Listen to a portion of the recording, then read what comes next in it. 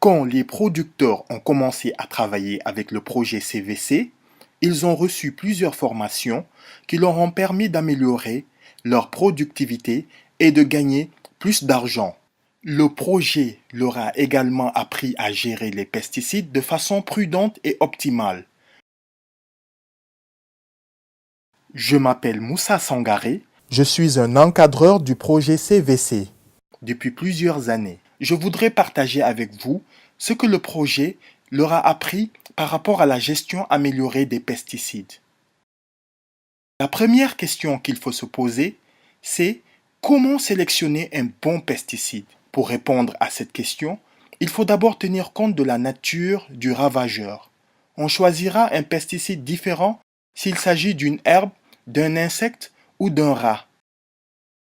Il faut aussi tenir compte de la formulation du pesticide, c'est-à-dire si c'est en liquide ou en solide. Il faut lire attentivement l'étiquette et il faut vérifier si le pesticide fait partie de la liste PERSUAP. La liste PERSUAP est une liste de pesticides autorisés par l'USAID. Ces pesticides sont moins nocifs pour l'homme.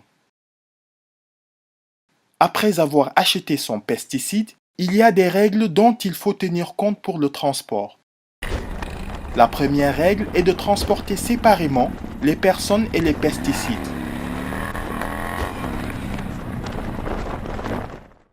La deuxième règle est de bien inspecter les emballages à la recherche d'éventuels trous.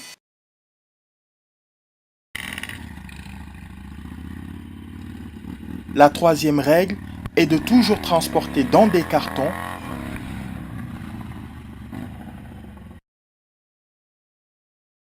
La dernière règle est de toujours stocker sur des palettes. Les pesticides sont des produits chimiques qui peuvent être nocifs pour l'homme. Il y a des équipements à porter obligatoirement lorsqu'on manipule les pesticides. Il s'agit de gants, de lunettes, de casques, de combinaisons, de masques et de chaussures. Maintenant, il faut passer à la préparation des pesticides. Malheureusement, peu de gens savent le faire. Il faut toujours dans des récipients spécifiques. Il faut toujours préparer la dose pour une journée. Il ne faut ni boire, ni manger, ni fumer lors de la préparation. Il faut toujours préparer dans un endroit isolé. Avant d'appliquer, il y a d'autres précautions à prendre. Il faut déterminer la direction et la vitesse du vent. Pour cela, on peut se servir de sable, de foulard ou de fumée. Il ne faut jamais appliquer sous un vent violent. Il ne faut jamais appliquer sous la pluie. Il faut toujours appliquer tôt le matin ou le petit soir. J'insiste sur le fait qu'il ne faut ni boire, ni manger, ni fumer. En cas d'apparition des signes d'empoisonnement, il faut arrêter immédiatement et se rendre à l'hôpital le plus proche.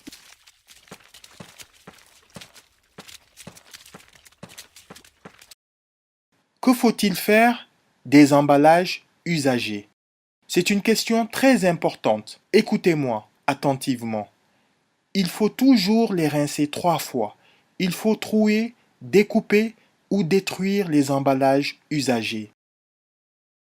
Il faut enfuir les emballages usagés dans un endroit isolé et non inondable.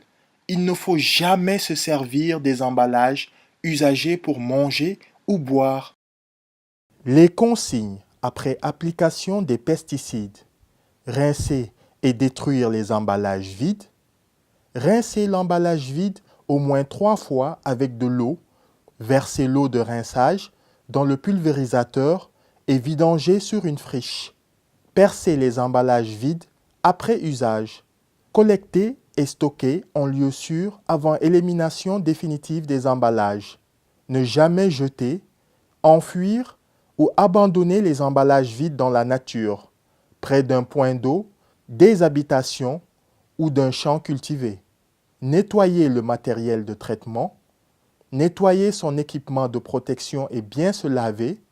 Ranger les équipements de protection et le matériel de traitement. Conditions pour une prise en charge efficace en cas d'intoxication. Avoir le matériel nécessaire à proximité, du savon, de l'eau, des sacs en plastique, des chiffons propres, une couverture. Savoir reconnaître les signes d'intoxication, difficultés respiratoires, suer, vomissements, irritation des yeux ou vue brouillée, maux de tête, irritation de la peau. Connaître les gestes de premier secours. Ne pas faire boire de l'eau, du lait ou un remède traditionnel. Ne pas faire vomir, sauf si l'étiquette du produit le prescrit. Éloigner le malade de la zone contaminée. Enlever les vêtements contaminés. Nettoyer à grande eau les parties du corps contaminées. Placer le malade sur le côté, position latérale de sécurité.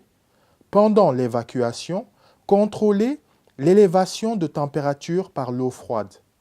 Être en mesure de prévenir et de se rendre rapidement au poste de santé le plus proche. Présenter au personnel de santé l'étiquette du récipient d'où provient le produit phytosanitaire responsable de l'intoxication. Voici, mes chers frères producteurs, ce que je voulais partager avec vous aujourd'hui. Il faut respecter ces consignes et veiller à ce que votre entourage les respecte. Si vous avez des questions, adressez-vous au projet CVC. Le projet CVC est un projet financé par l'USAID pour améliorer la productivité et la production des acteurs des chaînes de valeur riz, mil et sorgho. Merci pour votre attention.